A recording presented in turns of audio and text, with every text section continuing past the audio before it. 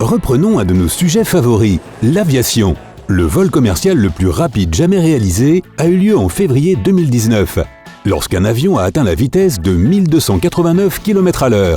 Et ce record est en partie dû à la direction dans laquelle il volait, à savoir l'Est. En plus, les passagers ont rapidement perdu du poids. Quoi? Est-ce vraiment possible? Nous y reviendrons en temps voulu. Voici d'abord quelques faits époustouflants sur les avions. Tout d'abord, selon différentes sources, seuls 5 à 20% de la population mondiale ont déjà voyagé en avion. Mais ces chanceux l'ont tous fait plus d'une fois. Si tu as peur de l'avion, tu te demandes sans doute pourquoi les avions ne sont pas équipés de parachutes. Il y a deux raisons à cela, l'argent et le bon sens. Premièrement, les parachutes sont lourds et en ajouter quelques 300 au poids de l'avion réduirait le nombre de passagers autorisés ou de bagages. Et deuxièmement, même si tu avais un parachute, tu ne pourrais tout simplement pas ouvrir la porte de l'avion pour sauter. La différence de pression est trop importante. Mais attends, nous avons aussi de bonnes nouvelles. Certaines données suggèrent que le fait de s'asseoir à l'arrière de l'avion est plus sûr que n'importe où ailleurs. Si tu es à l'arrière, tu as environ 40% de chances de plus de survivre à un crash. Alors, opte pour l'arrière. La seule raison pour laquelle tu pourrais le regretter est si l'un de tes voisins de rangée est malade. Pas le mal de l'air, bien que ce soit désagréable aussi, on parle ici d'un nez qui coule, d'une toux, ce genre de choses. Les chercheurs affirment qu'un tel passager a 80% de risque de contaminer tous ceux qui l'entourent. Pour minimiser le risque, mets en marche cette petite bouche d'aération au-dessus de ta tête et dirige son flux sur toi. Elle fonctionnera comme un bouclier d'air en évacuant les germes et en les empêchant de s'accrocher à toi. Ne serait-ce pas génial si tu pouvais acheter une petite combinaison anti-germes pendant le vol? Mais alors, il faudrait te glisser dedans alors que tu es assis sur ce petit siège exigu, car tes compagnons de rangée se demanderaient lequel d'entre eux tu essaies d'éviter. Pas très pratique, n'est-ce pas? Mais ne rejette pas tout de suite la faute sur ton voisin qui tousse, si tu tombes malade après le vol. Essaie d'abord de te souvenir si tu as accepté cette couverture que t'a proposée l'hôtesse de l'air. Si c'est le cas, c'est peut-être que c'est là que tu as attrapé des germes. Les membres du personnel de bord confessent qu'ils ne lavent les couvertures qu'une fois tous les quelques jours, et le reste du temps, elles sont simplement pliées et réutilisées. Qui sait qui a utilisé la tienne avant toi? Et pourquoi? Berk! Contrairement aux portes de la cabine, celles des toilettes peuvent être ouvertes de l'extérieur. Il y a un loquet caché qui permet aux hôtesses de déverrouiller la porte en cas d'urgence, par exemple pour secourir un passager qui s'est évanoui à l'intérieur. Rassure-toi, elles ne le feront pas pour te faire une blague. Tu as déjà entendu ce bruit fort en entrant ou en sortant de l'avion? Non, ce n'est pas l'équipe au sol qui répare l'avion à la hâte. C'est juste les bagages qui sont chargés ou déchargés. Les bagagistes ne les jettent pas volontairement, mais ils ont généralement trop peu de temps pour être précautionneux. Si tu prends l'avion, mettons de New York à Londres et non l'inverse, considère-toi chanceux. Tu mettras probablement 1 heure ou 2 de moins, et c'est vrai pour de nombreux avions qui volent vers l'Est. C'est la nature elle-même qui les pousse. S'ils sont utilisés correctement, certains courants d'air en altitude confèrent une poussée supplémentaire aux avions. Les courants de jet sont en fait des courants d'air constants à grande vitesse qui te transportent vers l'Est. Tu arrives donc plus tôt, mais il n'y a pas encore de passerelle disponible et ton avion attend sur le tarmac. Frustrant, n'est-ce pas? Tu voudras peut-être monter sur la balance pendant que tu voles avec ce Jetstream, car elle affichera alors un nombre appréciable. Grâce à l'effet Eötvös, la force de gravité perçue est moindre lorsque tu te déplaces vers l'Est, ce qui signifie que tu pèses un peu moins. La mauvaise nouvelle, c'est que dès que l'avion aura touché le sol, les kilos perdus reviendront. Grâce aux accords internationaux sur l'espace aérien, les avions en provenance des États-Unis vers l'Extrême-Orient et le Moyen-Orient survolent le pôle Nord et tu pourras admirer des paysages glacés époustouflants de très près. En effet, le carburant de l'avion gèle à des températures inférieures à -45°C et l'avion doit descendre bien en dessous de son altitude de croisière pour pouvoir voler dans un air plus chaud. Assure-toi de prendre un siège côté hublot. Tu peux bénéficier d'une autre visite touristique lorsque ton avion décide soudainement de ne pas atterrir tout de suite, mais de faire des tours au-dessus de l'aéroport. Cela peut se produire lorsqu'il y a quelque chose sur la piste, ou lorsque le vent est trop fort, ou encore lorsqu'il y a simplement un trafic intense en bas. Oui, les avions connaissent aussi les embouteillages. Alors regarde dehors et profite du paysage.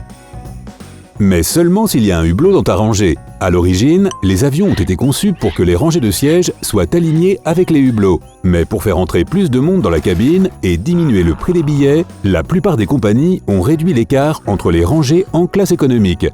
Il est donc parfois plus juste d'appeler un siège hublot un siège mur. D'ailleurs, si tu veux te plaindre à ce sujet, tu peux t'adresser au pilote en personne. Assure-toi simplement de connaître le code de la porte du cockpit. En réalité, personne ne peut entrer dans le cockpit sans l'accord des pilotes. Même si tu as le code, la porte ne s'ouvrira qu'au bout d'une demi-minute environ et si les pilotes ne réagissent pas. Ils peuvent refuser l'entrée en appuyant simplement sur un bouton. Mais imaginons que tu sois entré dans le cockpit et que les pilotes ne soient pas là.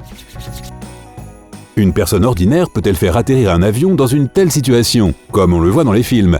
Désolé, mais c'est très peu probable. Néanmoins, si l'avion est moderne et que tous ses systèmes sont intacts et qu'il y a au moins une hôtesse de l'air à bord, elle pourrait faire atterrir l'avion en suivant les instructions du contrôle aérien. Attends une seconde, il y a un pilote automatique là-dedans. Ne peut-il pas faire atterrir l'avion tout seul? Pas possible non plus. Le pilote automatique n'est même pas capable de faire voler l'avion correctement. C'est juste un GPS très amélioré, qui ne prend en compte que l'itinéraire prédéfini de l'avion et de ses environs. Il peut maintenir la machine en l'air, mais toute action complexe relève de la responsabilité d'un être humain. C'est pourquoi le pilote automatique ne peut prendre les commandes qu'à l'altitude de croisière, qui est généralement de 11 000 mètres. Les avions doivent voler à cette altitude pour réduire la résistance de l'air. Cela provoque de la traînée et réduit l'efficacité des moteurs. Il ne doit cependant pas monter trop haut, car il finira par perdre de la portance et décrocher. En parlant de contrôle, les pilotes sont responsables de tout pendant le vol. Leur niveau de responsabilité est énorme. Ils sont donc à la fois les gardiens de la loi et ceux qui la font respecter à bord. Ils ont même des menottes pour neutraliser les passagers indisciplinés. Alors, tiens-toi à carreau. Pour que tu comprennes bien quel genre de responsabilité est entre les mains des pilotes, sache qu'un Boeing 747 est composé de nombreuses pièces, environ 6 millions. Imagine qu'ils arrivent à piloter ce genre de machine complexe avec seulement quelques boutons et leviers. Pas étonnant qu'un pilote doive suivre une formation longue et rigoureuse avant d'être autorisé à entrer dans le cockpit. Même leurs masques à oxygène sont différents de ceux de la cabine. Alors qu'un masque de passager ordinaire ne contient de l'oxygène que pour 12 à 15 minutes, celui du cockpit est conçu pour durer beaucoup plus longtemps. C'est encore à cause de cette énorme responsabilité. Les pilotes doivent rester éveillés et concentrés pour sauver à tout prix toutes ces vies à bord. Et si tu penses que les petits avions privés sont plus sûrs que les gros avions commerciaux, tu te trompes. Selon les statistiques, les avions de passagers sont plus de 2 fois plus sûrs que les avions privés, précisément en raison de la quantité de règles et de réglementations qui leur sont imposées. Les pilotes suivent des horaires stricts et sont des professionnels formés, tandis que les avions privés sont souvent pilotés par des amateurs. En ce qui concerne les amateurs, certains pensent qu'un atterrissage sur l'eau doit être plus sûr que sur le sol, mais ce n'est pas vrai non plus.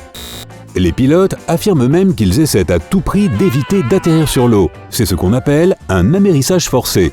En raison de sa structure, l'eau est en fait plus dure que le sol au moment de l'impact, et si l'avion tombe dans l'eau, il se remplira très rapidement. L'équipage doit agir très vite pour mettre tout le monde à l'abri après un amérissage en catastrophe. Les atterrissages d'urgence sont exactement la raison pour laquelle tu dois ranger ta tablette et mettre ton siège en position verticale. En cas de choc violent, une tablette ouverte peut te blesser, et si ton siège est incliné, la tête parcourra une plus grande distance jusqu'au siège devant toi, ce qui augmentera le risque de traumatisme crânien. Ces règles sont là pour assurer ta sécurité, pas pour t'embêter. Mais au moins, tu apprécieras de près l'agréable couleur bleue du siège en question. Cette couleur est là pour te détendre. Les psychologues disent que la couleur bleue apaise. Si les sièges étaient rouges, par exemple, cela pourrait te taper sur les nerfs et rendre encore plus nerveux ceux qui ont peur de l'avion. Et enfin, la question la plus importante. Que sont ces mystérieux numéros sur ta carte d'embarquement? Ton nom, la porte d'embarquement et le numéro de vol, c'est clair. Mais il y a une référence de nom de passager de 6 lettres ou localisateur de dossier qui est généré au hasard et spécialement pour toi et qui donne accès aux autorités à tes données. Et puis il y a une lettre seule représentant ta classe. A ou F pour la première, Y pour la classe économique et Q pour le vol à tarif réduit en classe économique. Si tu as appris quelque chose de nouveau aujourd'hui, mets un like à cette vidéo et partage-la avec tes amis.